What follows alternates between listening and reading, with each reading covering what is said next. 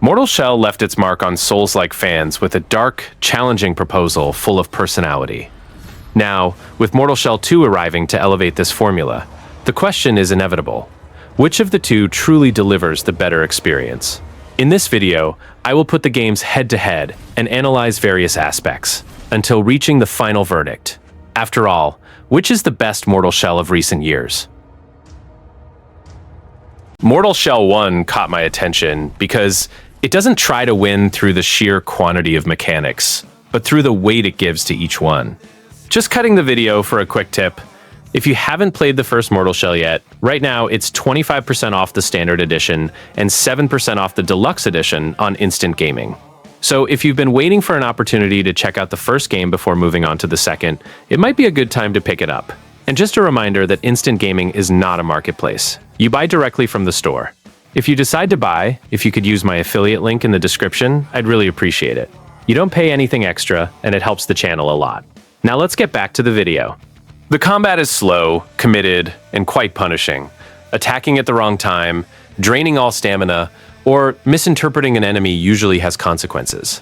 It uses the familiar Souls-like foundation, dodging, parrying, light and heavy strikes, but builds a distinct identity by making the player feel vulnerable the entire time. The major differentiator is hardening, the ability that turns the character into stone for a few seconds and absorbs a hit. It sounds simple, but it completely changes the rhythm of battles. You can start an attack, harden mid-animation to take the enemy's counter, and finish the strike right after. This creates an almost bluff-like dynamic. Instead of just backing off and waiting for an opening, you can actually manufacture that opening with good timing and courage. The shells complement this idea very well.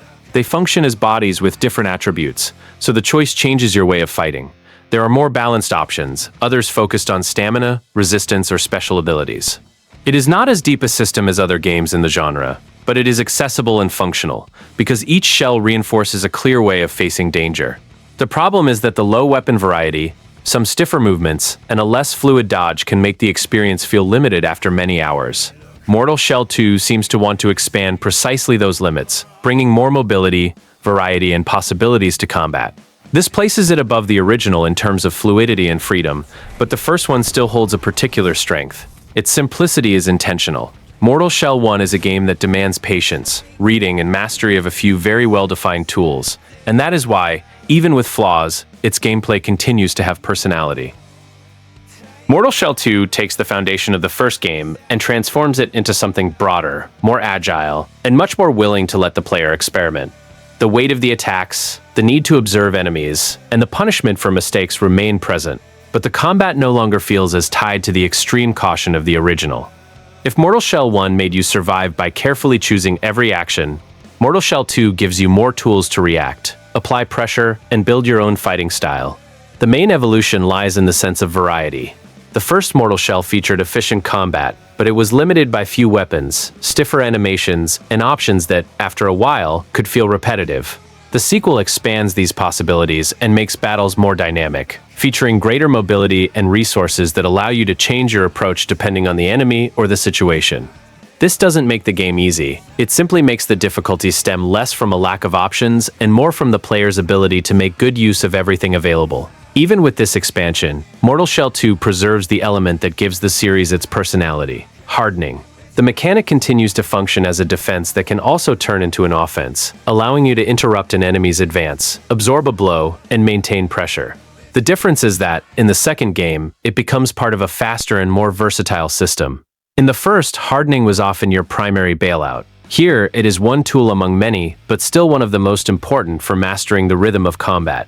For me, Mortal Shell 2 surpasses the original in fluidity, options, and mechanical depth without completely abandoning the identity that made the first one special. Mortal Shell 1 had the strength of simplicity and constant tension. Mortal Shell 2 understands that foundation, but offers a more complete and less restrictive combat system. Perhaps the first is more striking due to the impact of its proposal, but when we talk solely about gameplay and mechanics, the sequel delivers a clear and more mature evolution.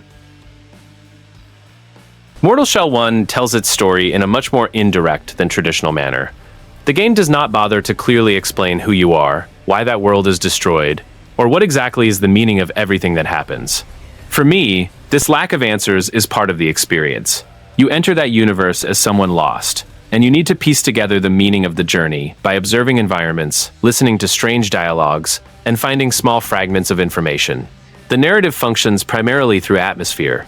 Each region, enemy, and character seems to carry a past, but almost nothing is delivered completely. The shells also help reinforce this feeling, because they represent warriors who already had their own lives before being transformed into bodies available for occupation. Even without deeply developing each story, the game creates an interesting idea of identity. You are not just wearing armor, but inhabiting someone else's remains. In comparison, Mortal Shell 2 presents a more direct and broader narrative, with the Harbinger tasked with recovering the stolen eggs of the Undermother. The sequel also deepens the individual stories of the shells and offers more elements for the player to follow, but some analyses point out that the main plot remains quite enigmatic and doesn't always take full advantage of its mythology's potential.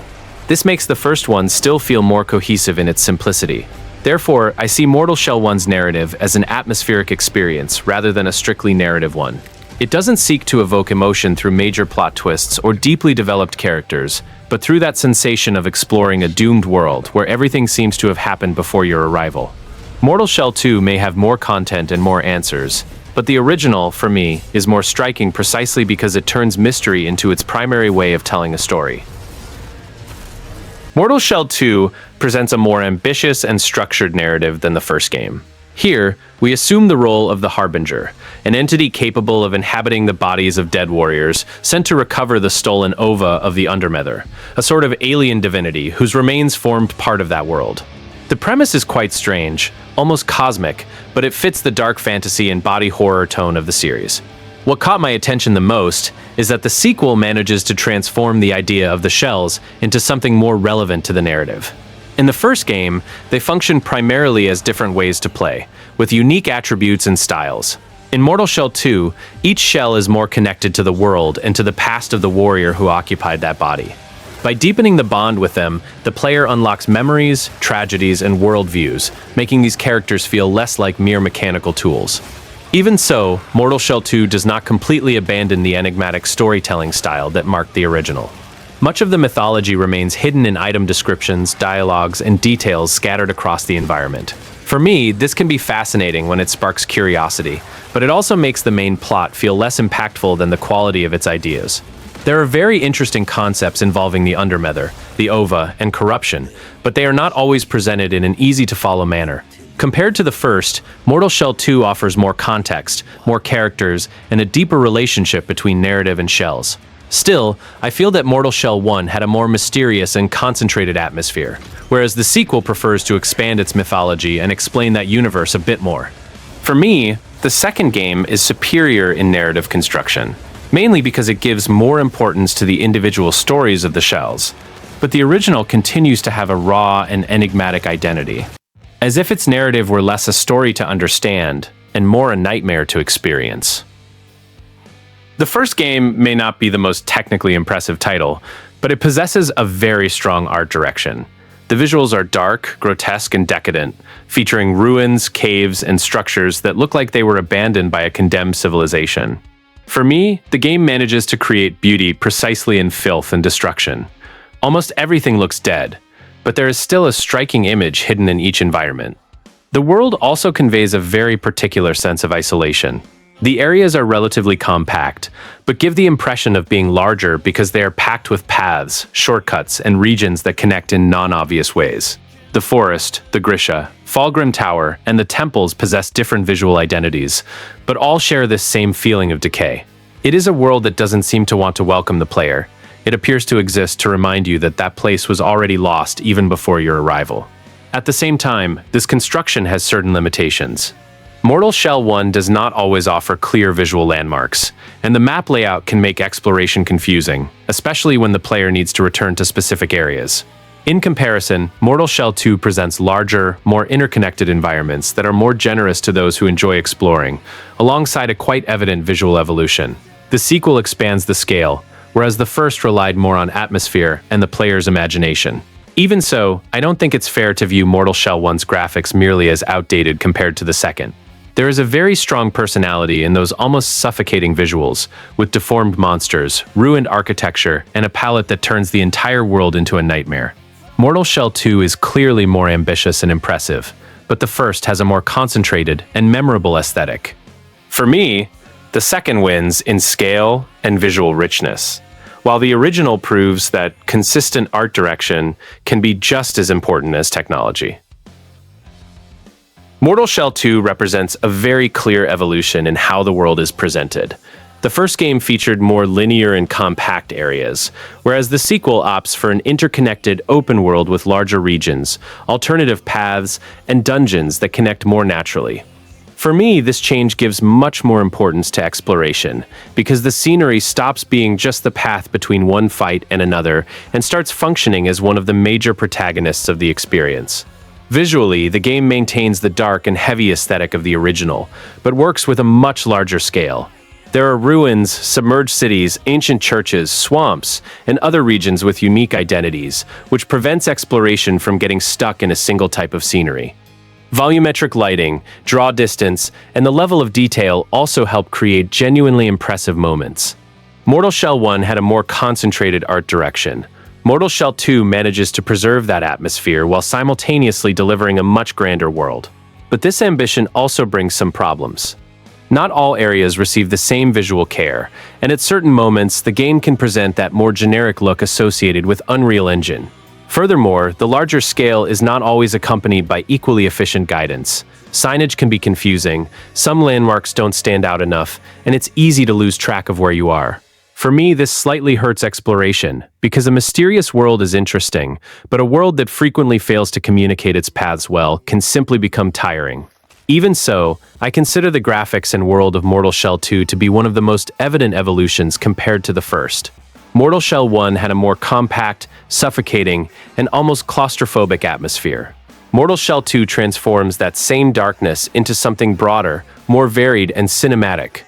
This expansion is not always perfectly balanced, but it makes the game feel more complete. If the original impressed through visual personality, the second impresses primarily through scale. And for me, that is an evolution that greatly strengthens the series' identity. When talking about performance, Mortal Shell 1 is a relatively accessible game by current standards. Because it uses Unreal Engine 4 and features more compact areas, it does not demand an extremely powerful machine. On a mid-range PC with 16 GB of RAM, a Ryzen 5 3600, and a card like the RX 5700, it is possible to achieve over 60 frames per second at 1080p for most of the game, although specific regions can cause drops, mainly due to shadows and effects. This shows that the first Mortal Shell was well-sized for the project it aimed to be. The game has good visual quality, but doesn't try to render a gigantic open world or a massive number of elements simultaneously. In my experience, this helps stability a lot. Loading times are relatively fast, combats respond well, and performance doesn't usually get in the way of the precision needed to dodge, parry, or use hardening. Of course, it isn't technically perfect. Certain areas may exhibit performance dips, and the PC version might still require a few tweaks to shadows and other graphical options to achieve a more stable frame rate. But overall, I consider Mortal Shell 1 a game that runs well on mid-range computers, especially when the player is willing to balance visual quality and fluidity. Most importantly, its limitations do not constantly compromise the experience. The difference compared to Mortal Shell 2 is quite significant. The sequel utilizes more demanding technology, features a larger world, and, according to current PC requirements, recommends at least 16 GB of RAM, an RTX 2060 Super or RX 6600, an equivalent processor, and an SSD, with the minimum configuration targeting 1080p at 30 frames per second. Therefore, for me, Mortal Shell 1 holds the advantage in accessibility and consistency. It may not be as impressive as the second, but it runs well on a wider variety of machines and delivers a more predictable experience. Mortal Shell 2 is clearly more demanding than the first because it abandons the compact scale of Unreal Engine 4 and bets on a larger world with more details, area streaming, and modern Unreal Engine 5 features. On PC, the minimum requirements already ask for a Ryzen 5 3600 or i7-10700K, 16 GB of RAM, an RTX 2060 Super or RX 6600, DirectX 12, an SSD, and around 70 GB of space. This shows it is not a game designed for entry-level machines. In practice, the game manages to run well when the hardware falls within that profile, and settings are adjusted carefully. However, hitting a good average frame rate does not necessarily mean having a perfectly stable experience. Mortal Shell 2 features reports of momentary stutters during shader compilation and when loading new elements of the world, something especially noticeable during exploration and in combats where a sudden drop can mess up a parry or a dodge. For me, this is the most delicate point of the sequel's performance. Mortal Shell 1 was simpler and, because of that, managed to offer a more predictable experience on mid-range computers. Mortal Shell 2 delivers better graphics and a much more ambitious world, but charges for that advancement with higher GPU, CPU, memory, and storage usage. Playing on an SSD, keeping drivers updated, and using DLSS or FSR in quality mode can help a lot, mainly by reducing the impact of shadows, volumetric fog, and shader loading. Mortal Shell 2 runs well, but it is neither as accessible nor as consistent as the first. On an adequate machine, the experience can be fluid and visually impressive. On a PC close to the minimum, however, it will likely be necessary to accept graphical adjustments and occasional stutters. Mortal Shell 1 wins in optimization and ease of running, while Mortal Shell 2 offers much more technically, yet still reveals the price of its ambition. After putting the two side by side, I consider Mortal Shell 2 the better game overall.